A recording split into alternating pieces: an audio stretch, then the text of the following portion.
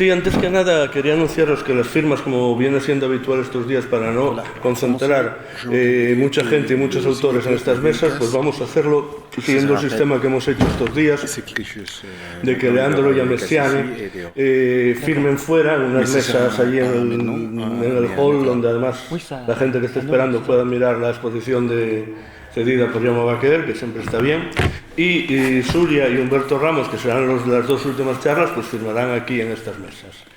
Para que lo tengáis en cuenta, ya espero que Jorge luego también lo comente en las siguientes, para que la gente no se lleve engaño. Y ahora, pues, Amessiane, ¿abres, José Manuel? Perfecto. La segunda hora de este viernes pues va a estar dedicada a un repaso a la obra de un artista, guionista, pero sobre todo magnífico dibujante, Amessiane, al que yo conocí por la adaptación de una novela de Paco Taibo a cuatro manos hace ya unos cuantos años. Yo creo que fue de los primeros trabajos publicados para el mercado español y que en los últimos años ha estado implicado en una serie de proyectos que no podemos definir como comibiográficos, pero cuentan la vida de determinadas personas que forman parte, que son en realidad grandes iconos del deporte de la sociedad del siglo XX, como Angela Davis, Mohamed Ali. Es un repaso a la historia de Estados Unidos de la década de los 60, 70, 80. Luego ha tenido, dentro de esa idea de contar la historia de una persona, pero también contar la historia de su tiempo, insisto, sin ser biografías lineales, no son biopics, son retazos de las vidas de esas personas. Ha habido también luego un proceso de inmersión en lo que es la creación, sobre todo relacionada con el mundo del cine. Hasta el momento ha narrado, insisto, quiénes son, cómo trabajan y cómo crean tres de los grandes creadores del cine del siglo XX y del siglo XXI. Francis Ford Coppola, Martin Scorsese y Quentin Tarantino. En España recientemente se ha publicado un libro dedicado a Quentin Tarantino que resume estas virtudes de las que hablaba antes. No es la biografía, no es... Quentin Tarantino nació aquí, se reprodujo aquí y murió allí. Es ¿qué es Quentin Tarantino? ¿Cómo hace sus películas? ¿Cómo crea? Pero sobre todo es como yo pienso que crea Quentin Tarantino. Además con una variedad de recursos realmente impresionantes. De esto vamos a hablar a los próximos minutos. Así que os invito a que os quedéis con nosotros, que disfrutéis de una hora con un excelente escritor y dibujante, y también con historia del siglo XX y del siglo XXI. La primera pregunta que le querría hacer a Messiaen, y insisto que es la primera obra que creo que está publicada en España, que yo conocí, ¿cómo fue aquella adaptación de una obra de Paco Taibo, de su novela Cuatro manos? Français ou anglais? Ouais, comme vous voulez. Comme vous trouvez plus à l'aise. Buen días a todos. Cuatro manos. Cuatro manos. The book from Taibo, Paco Taibo dos, is my favorite book. So I wanted to work with him for a long time, and I had the courage to try to hunt his contact, and he courageously responded to me and invited me in Mexico, in his place, to talk.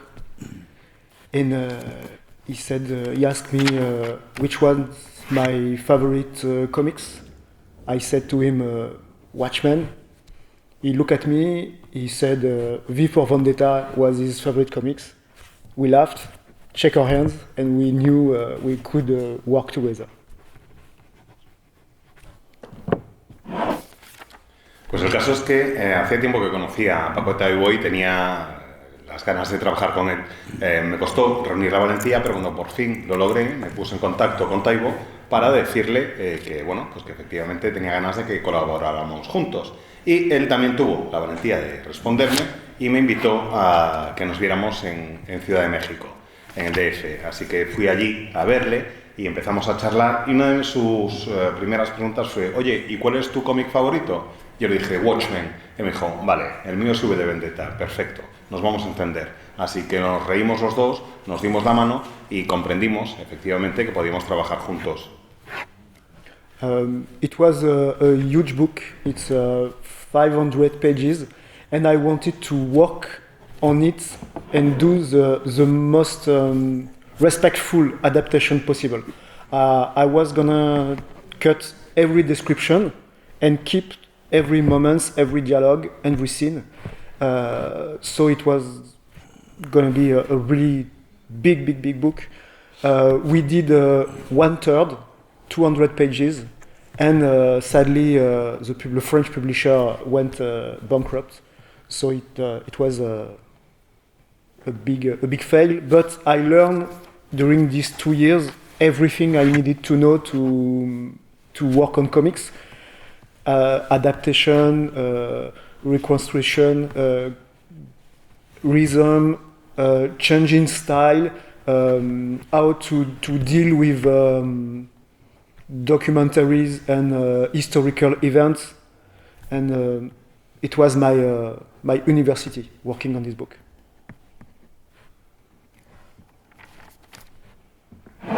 El caso es que iba a ser una adaptación de una obra de 500 páginas. Quería ser lo más respetuoso que pudiera con el libro. Pretendía eliminar todas las descripciones y mantener los momentos clave, las escenas de acción y demás.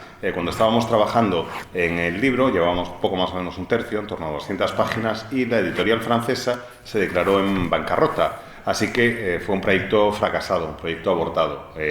Habíamos estado 2 años trabajando en ese cómic, y ese trabajo me sirvió para adaptar, para aprender todos los recursos del lenguaje de la historieta, entender cómo es la reconstrucción de una imagen, hacer adaptaciones de ritmo, cambios, saber cómo llevar a cabo el proceso de documentación, respetar los momentos históricos. Fue prácticamente como mi licenciatura en cómic, el trabajo en esa obra. The work of Paco is, of course, an historian and a novelist, so it was very precise. And a long chapter of the first part of the book is set during the Spanish Civil War, which I knew almost nothing. I knew the good guy lost, and that's all. So I had to start from scratch. I was lucky in the History TV. There was a special month on Spanish Civil War, so I spent 1 month looking at documentary almost every day, sketching and looking at books. Taibo showed me some good reference, and I worked for 2 months, not doing any pages, just learning, because the last thing I wanted to do was to be wrong and shameful. And I was very anxious because I was afraid to show my work to the Spanish people and not attribute the good flags and things like that, and being wrong on your history. So I was careful during 2 months, and Taibo liked what I did, and for the 60th anniversary of the beginning of the Civil War, there was a big exposition in Gijón, and my pages and his pages took part of the exposition, and I was happy to have done my homework correctly. You can speak French if you want. Yes. El caso es que Paco es un extraordinario historiador, y además es muy buen novelista. Él quiere ser muy preciso y siempre tiene la información correcta. A lo largo del primer capítulo de la obra me dijo que, bueno, pues que nos íbamos a encargar de reflejar algo que tenía que ver con la Guerra Civil Española, y me preguntó: ¿tú sabes algo de la Guerra Civil Española? Y yo le dije la verdad: nada de nada. Necesitaba ir aprendiendo, así que me dediqué durante algo más de un mes a ver documentales. Tuve la enorme suerte de que coincidió con que en esa temporada estaban en el canal Historia, en televisión, emitiendo toda una serie de especiales dedicados a la Guerra Civil Española y pude ir aprendiendo a diario pues acerca de ese conflicto para tener la información necesaria cuando me pusiera a dibujar. Además, Taibo me recomendó unos cuantos libros muy adecuados que me sirvieron muy bien como referencia y estuve prácticamente 2 meses sin dibujar absolutamente nada, sin dibujar ni una página del proyecto. Más que nada lo que estaba haciendo era tratar de aprender acerca de la Guerra Civil Española, porque lo último que quería era dibujar algo de lo que pudiera avergonzarme después o hacer algo que estuviera mal, que no fuera correcto. De hecho, sentía cierta ansiedad al imaginarme a vosotros, a los lectores españoles, viendo esa obra y que alguien me pudiera decir no, esa bandera que has dibujado no era así, quería que todo fuera absolutamente correcto y tuve muchísimo cuidado. Como digo, estuve 2 meses documentándome simplemente a la hora de trabajar en el proyecto. Y después resultó que Taibo me dijo que se iba a publicar esta obra coincidiendo con el 60 aniversario del inicio de la Guerra Civil Española y que iba a haber una exposición en Gijón. Y tuvimos la suerte de que algunas de nuestras páginas se incluyeron en esa exposición y la verdad es que me quedé muy contento con el trabajo.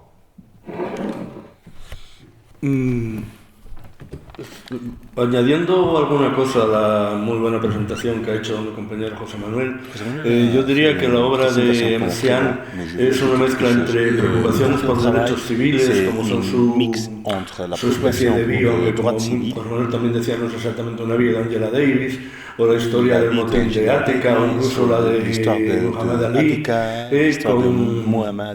con otra obra que tiene una fascinación por las películas de gángsters, de yakuza, las películas de acción, incluso los cómics de Marvel, Frank Miller, una mezcla de todas estas dos cosas. Hablemos entonces de una obra de que yo creo que fue la primera que él guionizó y creo que incluso, aunque esto no lo tengo muy claro, quizá nos lo aclare él, que es Bagman, que fue donde añadió a su nombre el adjetivo amazing a Messiaen, que es como firma últimamente prácticamente todas sus obras, y fue efectivamente en esa obra y cómo decidió pues embarcarse en un proyecto en el que él era, después de tener de estar bajo la tutela de Taibo, encargarse de una obra propia. Por cierto, que no sé si lo dije ahora, ¿no? Pero este verano, hablando con Paco Taibo, decía que Cuatro Hermanos es su mejor novela, o sea que debutó precisamente con la mejor novela de un tipo que ha hecho un montón de novelas y muy buenas todas.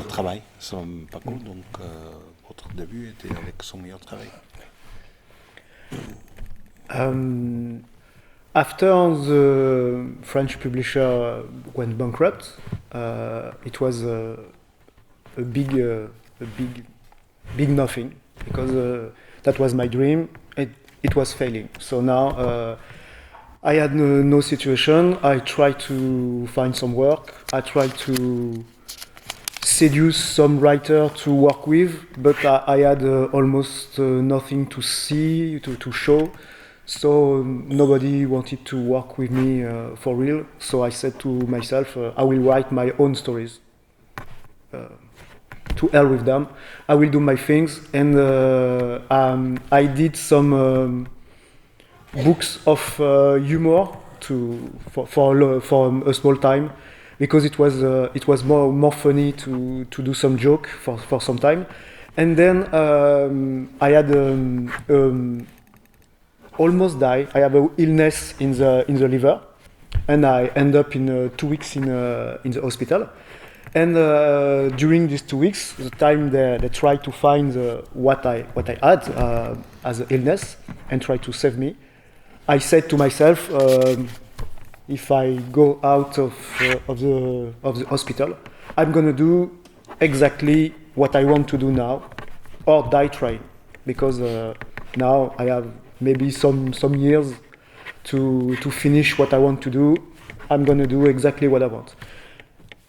They find my illness, they gave me a cure, and it was 13 years ago, so it's fine for me on the health side. And when I go out of the hospital, I decided to write a crime novel. And I decided to write the crime novel that Hollywood wouldn't produce.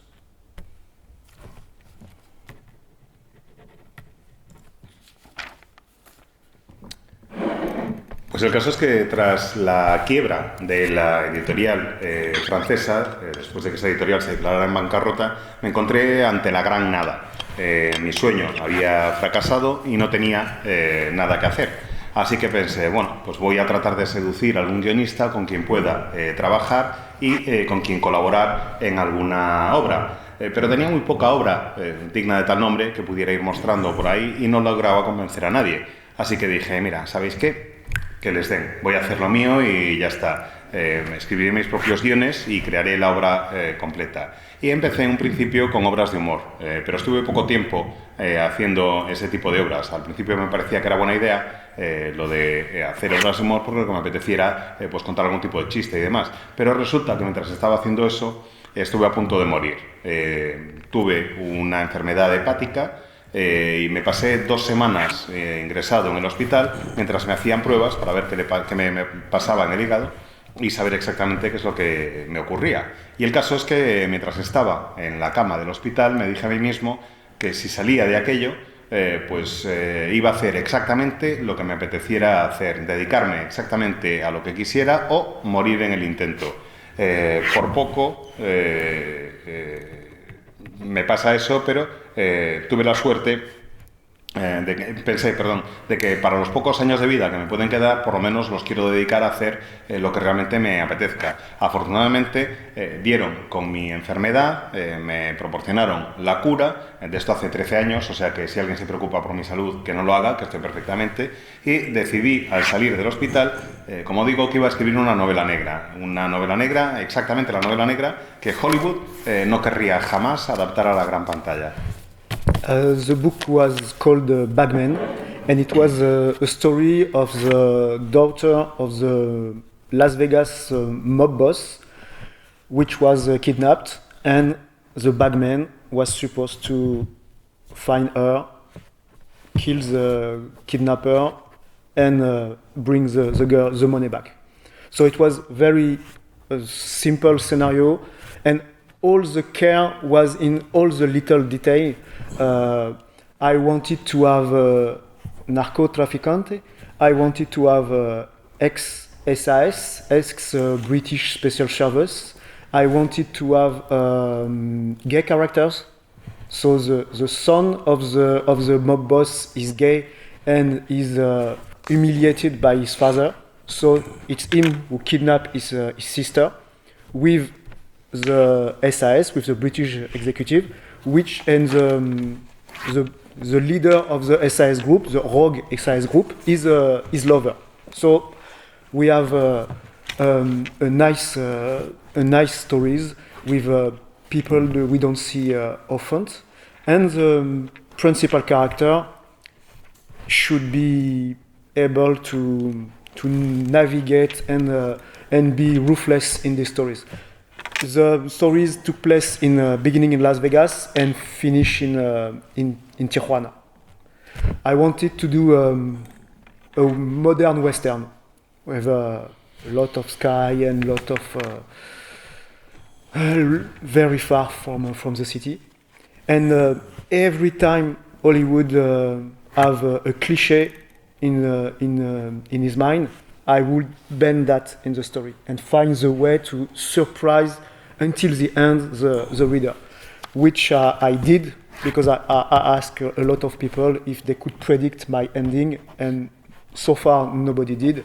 And I like they like the fact that I have a lot of dialogue, a little bit like Bendis on his best day, and I wanted to do a book that screamed to the movie industry, adapt me, but every time they wanted to do, they have always a problem. And I indeed work with the cinema industry with this book.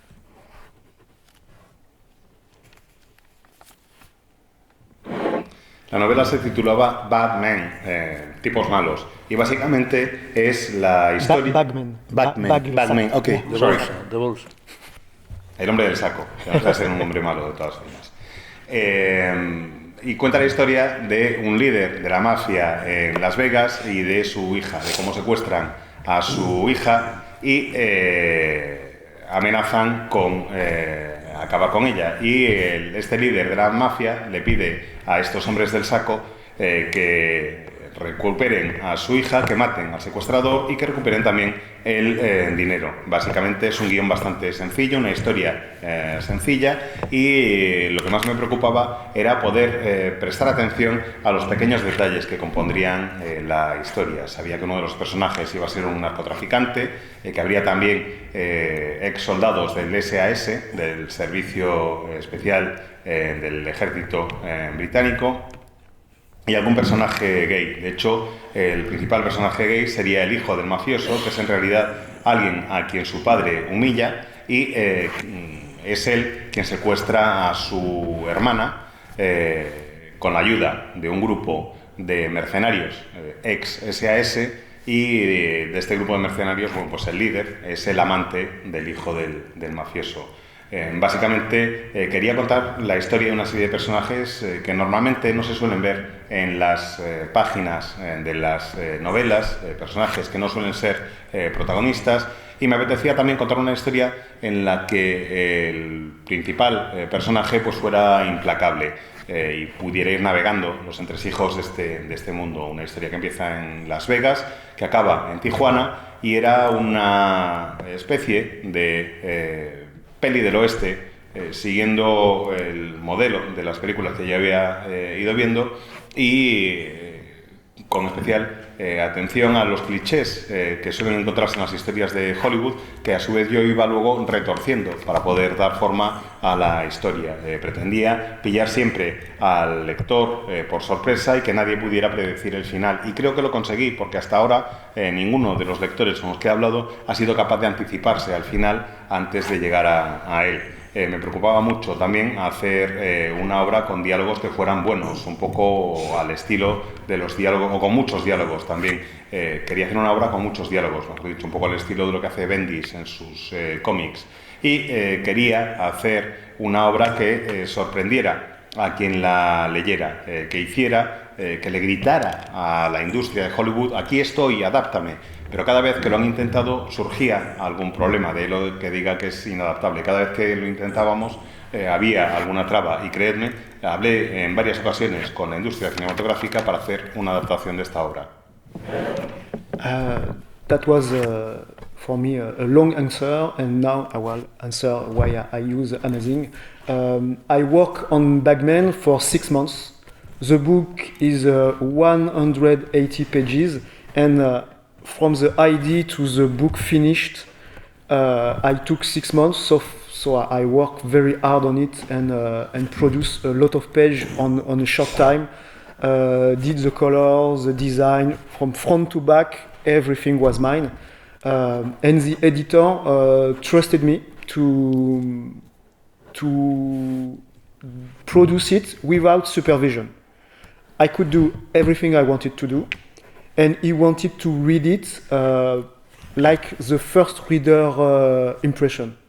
He wanted to read it in one go, to see what he felt like, and not working on it for 4 months.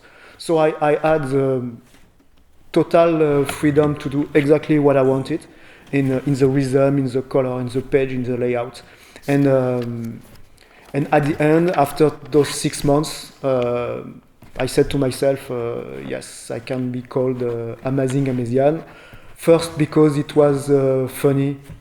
It was the sound is funny.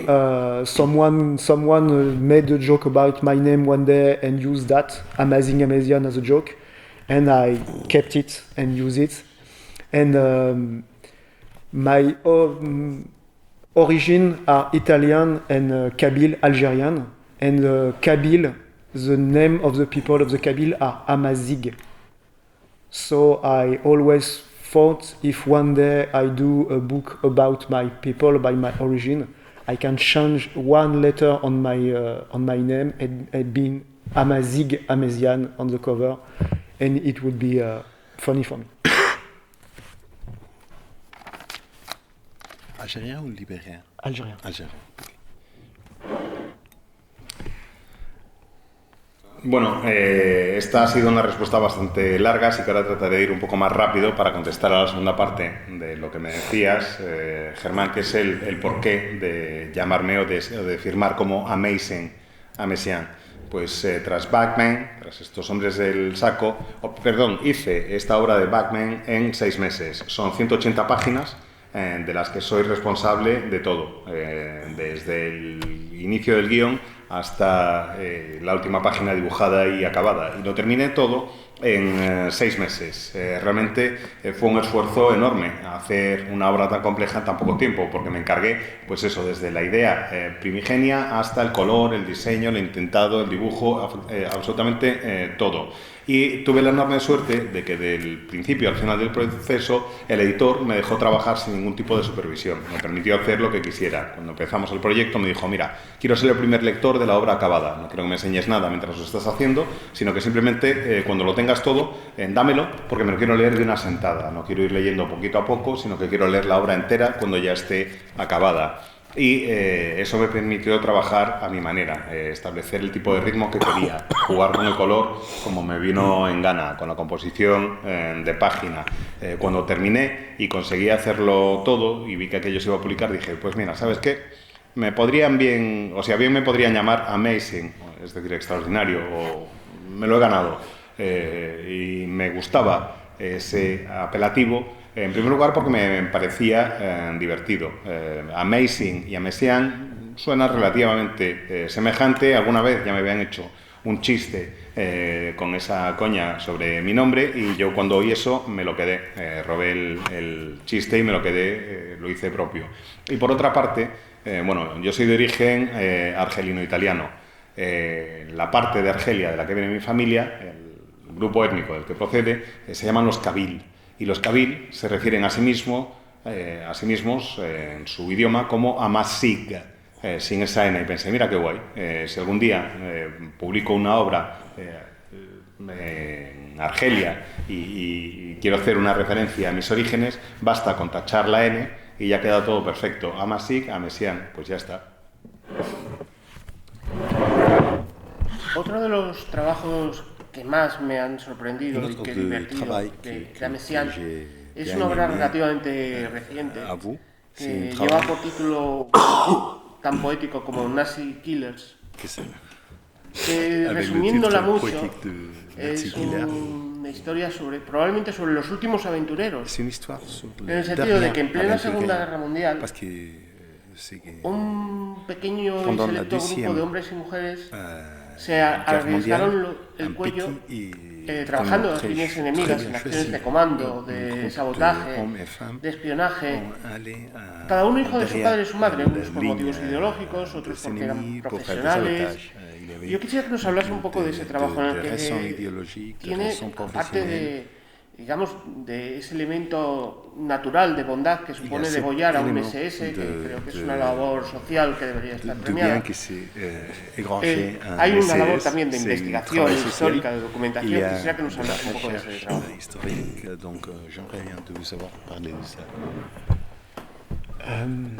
In France, there was 2 years ago an election for the president, and sadly, we had again the right movement in the last term, and we end up, of course, with the same president, Macron, which is a pain in the ass, and the deep leftist in me hated to see that in the election almost 37% were represented by the right-wing movement of three candidates.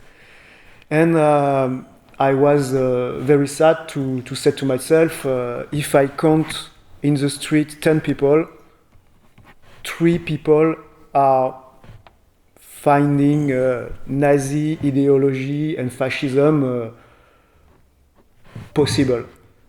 So I said to myself, now it's time to say fuck to them and put on the cover that a good Nazi is a dead Nazi, and to find historical stories where it was fashionable to kill Nazi in every way possible. And I wanted to dig deep in the British intelligence history, because the recent opening of the archive, every 50 years they open the archive, and they did that in 1995, yes, and a lot of British historians wrote very good books, so I read them and try to make a story with it.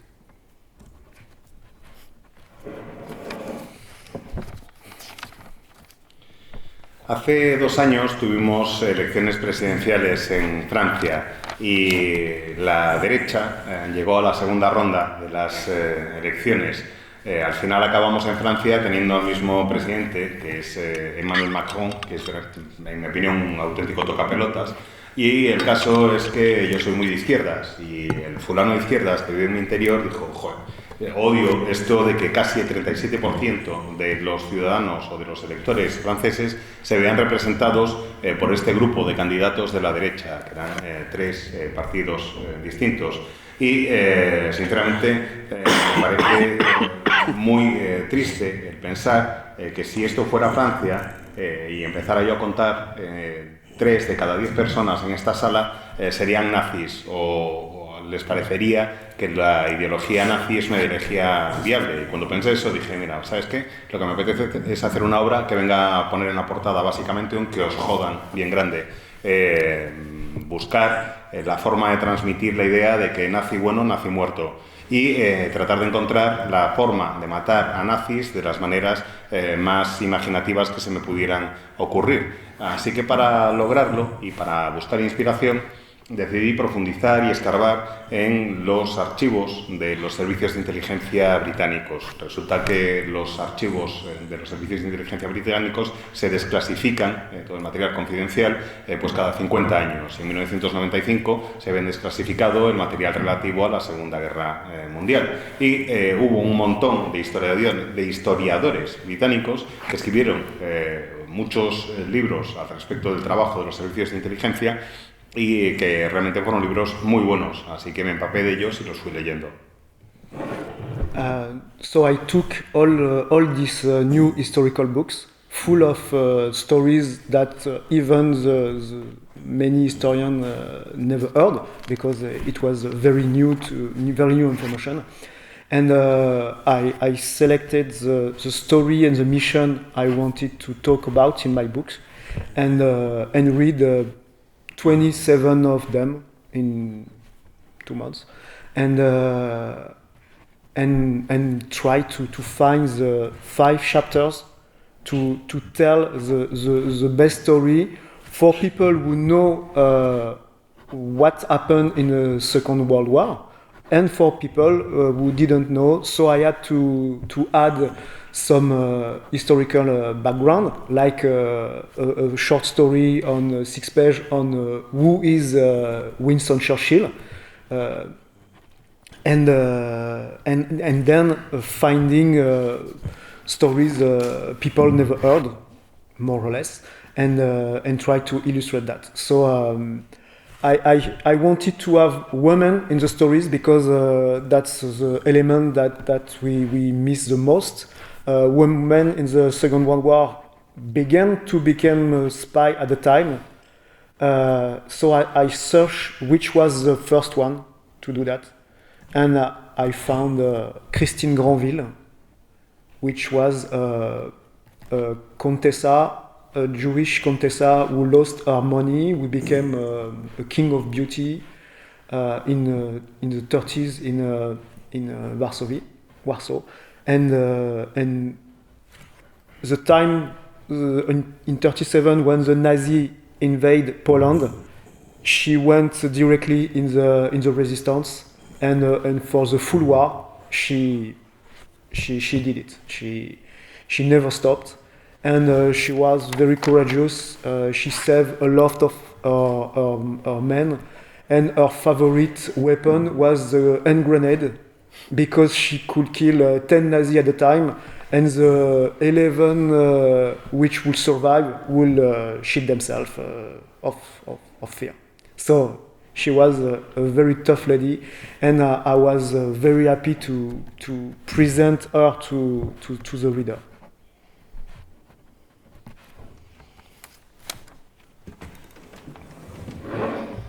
En fin, el caso es que se publicaron en aquellas fechas, como os digo, un montón de nuevos libros históricos que contaban historias prácticamente desconocidas, porque ni siquiera los historiadores habían tenido acceso a ellas. Acababa de desclasificarse los archivos. Y yo hice una selección entre todas las historias para ver cuáles eran las mejores, entre todo lo que se contaba en esos libros, para ver cuáles eran las mejores historias que se podían contar. Me leí 27 libros en 2 meses y traté de seleccionar los 5 capítulos que me parecían más interesantes, con las historias más atractivas. Quería contar la historia de gente no muy conocida, y quería contar la historia para lectores que supieran perfectamente lo que había ocurrido durante la Segunda Guerra Mundial y para lectores que no tuvieran ni idea de qué es lo que había ocurrido durante la Segunda Guerra Mundial, que no conocieran el contexto. Me di cuenta de que necesitaba precisamente, por ese desconocimiento del contexto, pues dar un poco de información histórica, e incluí, por ejemplo, una historia de 6 páginas sobre la figura de Winston Churchill. Iba a contar la historia de personas más o menos normales y también de personas absolutamente extraordinarias, más o menos personas de las que no se hubiera hablado mucho antes. Y tenía muy claro también que quería que hubiera la presencia de mujeres, que hubiera la presencia de personajes femeninos. Me interesaba, por ejemplo, tratar de averiguar quién había sido la primera espía, la primera mujer que se había dedicado a trabajar como espía. E investigando descubrí que era Christine de Granville, que era una condesa muy rica, que se había arruinado y que después de arruinarse se convirtió en la reina de la belleza en Varsovia. Vivía en Polonia, y cuando en el 37 los nazis llegan... Dijo 37. En el 39, cuando los nazis llegan a Polonia, ella se tira de cabeza, que conste que 37 no lo dije yo, lo sé. Cuando los nazis llegan a Polonia en el 39, ella se mete de cabeza en la resistencia y desde el inicio de la guerra pues no para de estar tratando de salvar a cuantos más ciudadanos puede y demás. Su arma favorita para luchar contra los nazis era la granada de mano. Básicamente porque con cada granada podía cargarse a 10 nazis, y si había 11, al 11º ya se lo cargaba ella por sus propios medios. Era una tipa, realmente una mujer muy dura, y me gustaba mucho, me divertía la idea de poder presentársela a lectores que quizás no supieran de su vida. Y creo que Germán quería preguntarle algo. Sí, vamos a... el tiempo nos aprieta, vamos a hablar de tu obra sobre gente de cine. Hemos estado antes viendo imágenes de tu libro, además un libro gordo, tristemente no publicado en España, yo creo que solo en la edición francesa, sobre Scorsese. Estamos viendo ahora imágenes, viendo además cómo juegas con diferentes tradiciones del cómic. Aparecía al principio una portada, la famosa portada del Lobezno de Claremont y Miller. Estamos viendo aquí cómo también juegas con, yo qué sé, esto puede parecer Calvin y Hobbes o alguna cosa por el estilo. Y juegas con un montón de referencias, de diferentes estilos, diferentes matices, para contar tu propia historia de cómo eran Scorsese y cómo es Tarantino. Sé que a finales de mes va a salir en Francia otro que se llama Don Coppola. Creo que os podéis imaginar de qué personaje de cine está dirigido. Y no sé, cuéntanos ¿cómo te dio la idea de hacer esto y sobre todo de hacerlo así?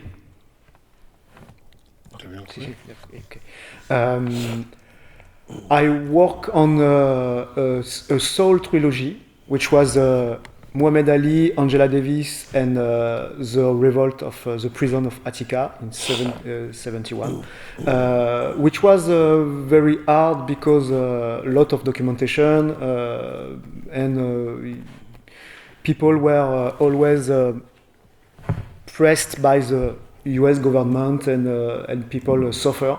So I needed some rest for some while, and I wanted to do more funny books. But funny for me, it's like doing big cinema books. And if I start working on cinema, the first one had to be my favorite director ever. It's Martin Scorsese, and I had a similar childhood with Martin Scorsese. He had a father who didn't talk a lot, and a mother who was bigger than life, who was the actress of her life. And he was ill, he had asthma, but he fought to the core to have this passion and to live it. But it was poor and knew nobody in the industry, so it would require a lot of work and passion to do that. I had exactly the same childhood, so for me it was a piece of cake to write. I only had to replace what I lived with the historical event of his life, and I was going to get paid to watch movie now. That was my new job, looking at the book of cinema, looking at film, and if I work on Martin Scorsese, I had to watch all the movie Martin Scorsese like. So I made a marathon of watching a Fellini film and neorealism of the 60s Italian movies. So I was always watching movies all day for months and months. My son thought I stopped working at the time because every time he came from school, he saw me in the living room watching movies, and he was a little bit scared that I stopped paying rent, but I keep up.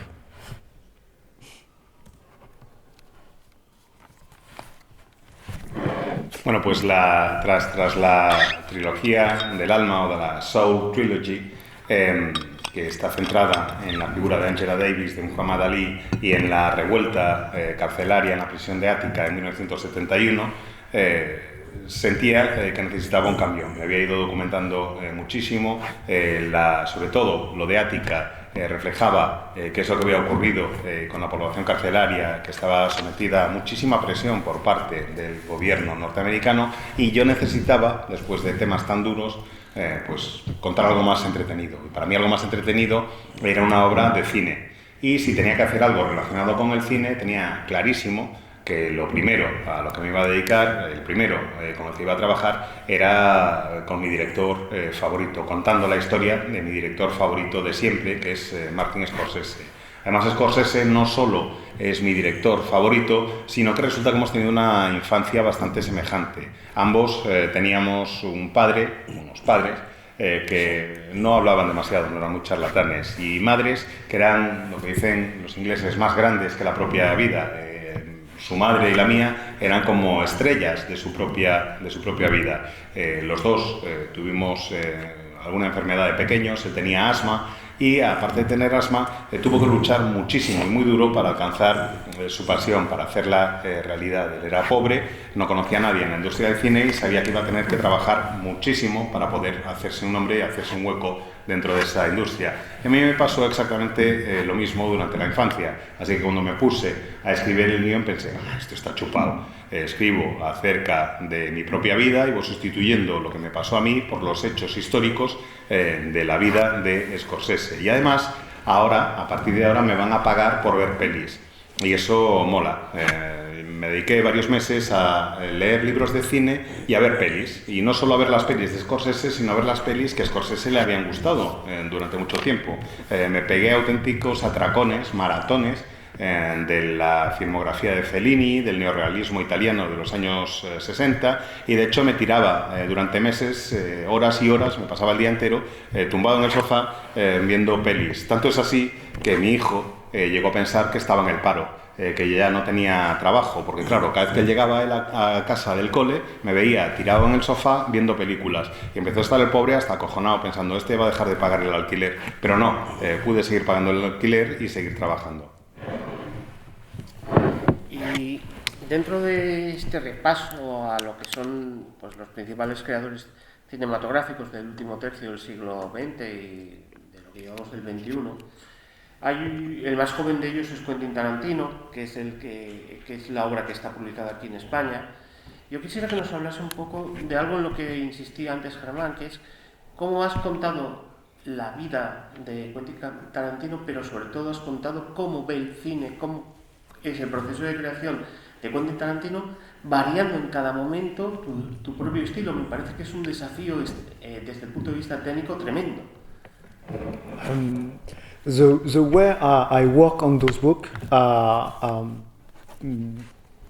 particular because they are biography, but they are also stories like I call them biopic, biography and pictures. And like if you take Ray, the film on Ray Charles, it's not its exact life. They're scripted and reinterpreted some part of his life, and they show you dialogue that are not historically correct because nobody was in the room to record that, but you can pass the feeling. So I wanted to do this more or less the same thing.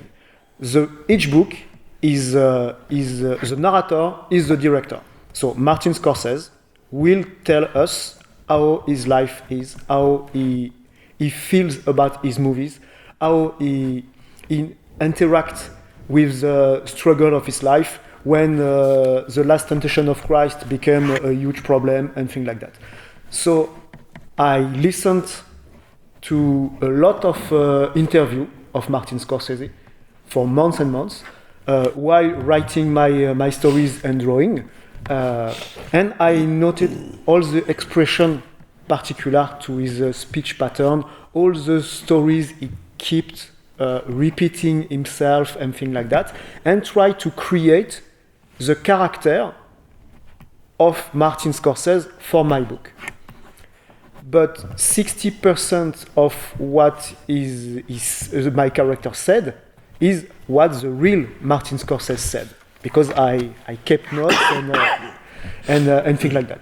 40% is my writing ability to do something that look like Martin Scorsese said. And then I play with all the stories and try to make the book look like a movie of Martin Scorsese. So I have jump, I have freeze frame, I have references to other movies. So, for example, I take a frame from Citizen Kane and redraw them and put them in my stories, just like Martin Scorsese used the work of Orson Welles for his movies. And like that, I have 3 different people who can read my book. The first one is the people who like cinema, the mainstream. The second one is the people who like Martin Scorsese and have seen all his movies, or most of his movies, and can catch most of the references I put in the movie. And the third readership is the professional of cinema, and the hardcore fan like me of Martin Scorsese, that can see that I used a frame of persona of Ingrid Bergman to make the stories. They can see that I use the trial, the process, Orson Welles. To every references can be seen and can be caught, just like Martin Scorsese used references to make his movies.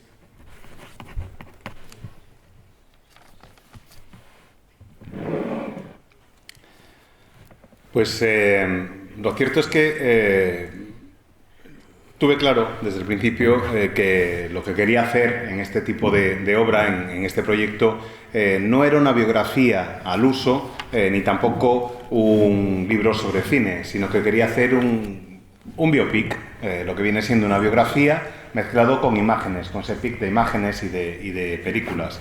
Ese es un género cinematográfico que se da con frecuencia en la industria norteamericana. Si pensáis, por ejemplo, en Ray, la supuesta biografía o el biopic de Ray Charles, veréis que realmente no está contando su vida al 100%, sino que está cogiéndose fragmentos de la vida de Ray Charles, se guioniza lo que ocurre en esos fragmentos de su vida, se reinterpreta y se escriben diálogos que es imposible que se puedan conocer al 100% o que sean fieles a lo que ocurrió en la realidad, porque no había nadie presente en la habitación cuando se decían según qué cosas. Pero básicamente lo que se persigue en este género es recrear situaciones que te transmitan la sensación o la impresión de qué es lo que ocurría en determinados momentos. Bueno, pues eso es lo mismo que yo pretendía hacer con mi obra. Por eso tuve muy claro desde el principio que en estas obras de cine el narrador iba a ser siempre el protagonista en primera persona, el propio director. En el caso de Scorsese, tenía que crear a Scorsese como personaje de mi obra, tenía que crear la versión de Scorsese como narrador en mi obra. Y para eso necesitaba saber cómo es Scorsese. Saber todos los elementos de su vida, pero no solo eso, sino saber también de las pelis que más le gustaban, saber cómo interactuaba su producción cinematográfica cómo marcaba su producción cinematográfica los acontecimientos de su vida. Por ejemplo, reflejar que durante el rodaje de La última tentación de Cristo, Scorsese lo estaba pasando muy mal y tenía muchos problemas porque no sabía exactamente cómo iba a funcionar todo, y trataba de integrar todos esos elementos de la vida de Scorsese en el guión de mi obra. Y al mismo tiempo me tiré un montón de meses escuchando entrevistas con Scorsese mientras iba dibujando las páginas del cómic.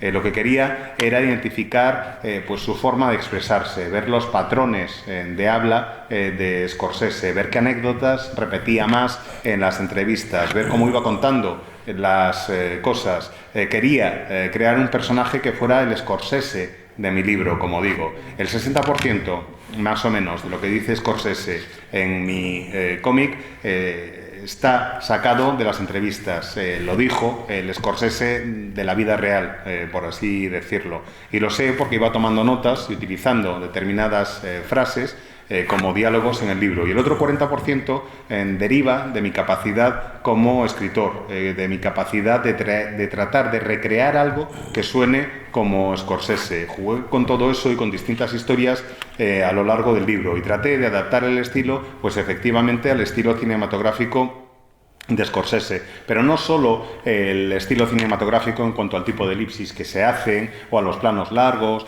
o a los planos que van casi como a cámara lenta, sino incluyendo también referencias cinematográficas a las obras que más le gustan a Scorsese, utilizando recursos que él aplica en sus películas. Por ejemplo, hay un momento determinado en el que creo una viñeta que es una viñeta creada a partir de un fotograma de Ciudadano Kane. Exactamente lo mismo que hace Scorsese en alguna de sus películas cuando rinde homenaje a la película de Orson Welles. Y con todo esto lo que perseguía era que el tipo de lector al que pudiera interesar mi obra fuera de uno de estos tres grandes grupos. Por una parte, gente a la que le gusta el cine simplemente en general, a la que le pudiera atraer el cómic por este motivo.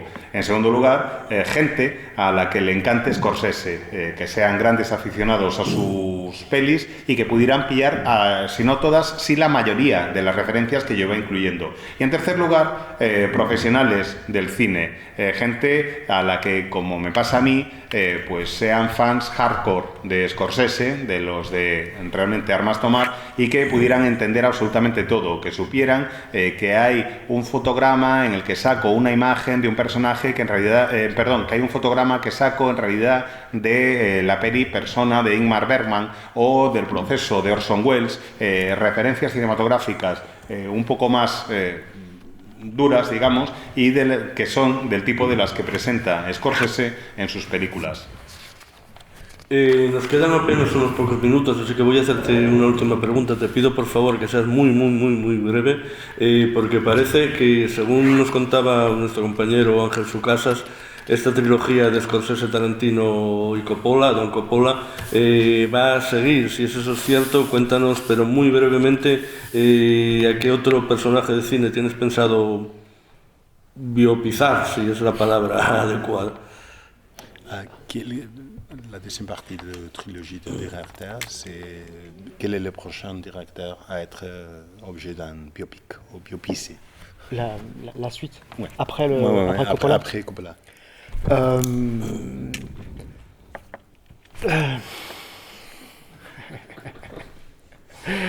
I'm not supposed to tell, but I will tell you anyway, because I'm glad to be here. No, sir, it's not going out of this room. Okay.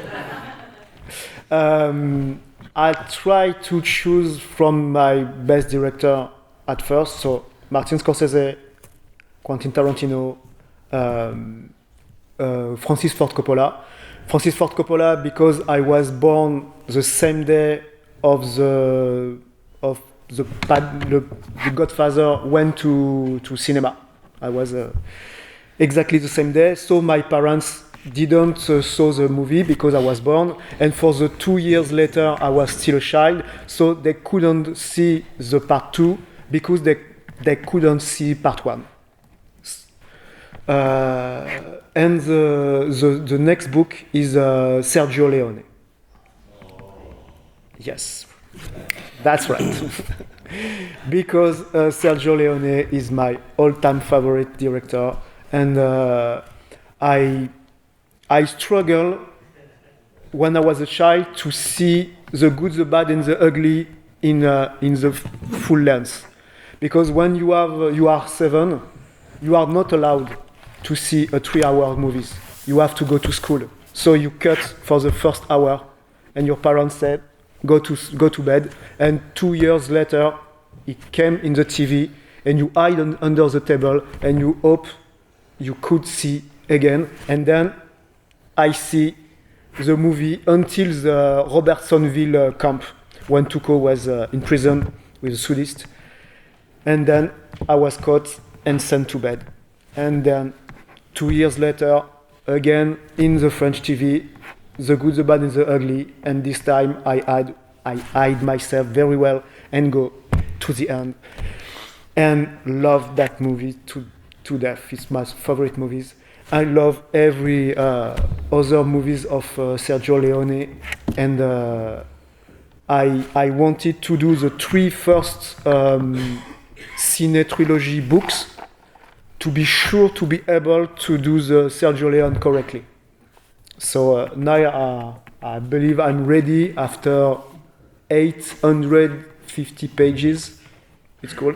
I can do it now. I'm grown up, and yes, it will be the next one, scheduled for August 2024. That's what I'm working right now on the Count of Monte Cristo. And when I finish the adaptation of the Count of Monte Cristo, I work on Sergio Leone. Bien. Pues se supone que no debo decirlo, pero me lo estoy pasando también aquí que narices, os lo voy a decir. Básicamente, voy a hacer una obra, efectivamente, sobre otro director de cine. Quería comentar, eso sí, antes, que el último de la trilogía es el tomo dedicado a Francis Ford Coppola. Yo nací el día del estreno del Padrino, de la primera parte del Padrino. Lógicamente, mis padres no pudieron ver la peli el día del estreno, como comprenderéis. Y luego se perdieron también el estreno del Padrino 2, porque yo todavía era un crío y tenía 2 años, me tenía que seguir atendiendo. Así que se perdieron esas 2 partes y, en fin, tras hacer la trilogía de 3 de mis directores favoritos, como os he dicho, Scorsese, Tarantino y Coppola, decidí hacer el siguiente libro sobre Sergio Leone. Sergio Leone es mi director favorito de siempre. Recuerdo pasarme la mitad de la infancia tratando de ver entera la peli del bueno, el feo y el malo. Tenía muchas ganas de verla, pero claro, es muy difícil cuando eres un crío pequeño sacar 3 horas seguidas de tiempo para poder ver una peli tan larga. Y me acuerdo de empezar a ver la peli cuando tenía 7 años y cuando llevaba como 1 hora más o menos me dijeron, ¿qué haces despierto? Es muy tarde, vete a la cama. 2 años después echaron la peli en la tele francesa y dije, esta es mi oportunidad. Me escondí debajo de la mesa y pensé, ahora voy a poder verla entera seguro. Y llegué a verla casi, o sea, llegué a ver bastante, llegué a ver hasta el momento en que llegan a Robertsonville y Tuco lo encierran en la cárcel. Ahí me pillaron mis padres y me mandaron otra vez a la cama. Y ya 2 años después volvieron a echar en la tele francesa la peli y esa vez me escondí muy muy bien y ahí sí que pude verla entera y se convirtió en una de mis películas favoritas de siempre. Me encanta esa película, me encantan todas las películas de Sergio Leone y tras haber hecho la primera trilogía de directores de cine pensé que ya estaba listo para hacer un cómic que le rindiera homenaje y que le hiciera justicia a la obra de Leone. Total, solo había tardado unas 850 páginas, más o menos, en sentirme listo para hacerlo. Va a ser el siguiente proyecto sobre directores de cine que publique. Se publicará en principio en agosto de 2024 y tan pronto acabe con lo que tengo entre manos, que es una versión del Conde de Montecristo en cómic, me pondré a trabajar con la obra de Sergio Leone. Bueno, pues hemos hablado durante esta horita y 1 minuto sobre su trilogía del alma, como él dice, Ali, Angela Davis, El motín de Ática, sobre sus obras de acción, sobre su etapa de matador de nazis y sobre las películas. Os recomiendo enormemente el libro de Tarantino y los demás cuando lo vayan traduciendo, y creo que nos hemos dado cuenta de que Amessian es realmente amazing. Muchas gracias, Amessian. Un fuerte aplauso para ti. Gracias a ustedes.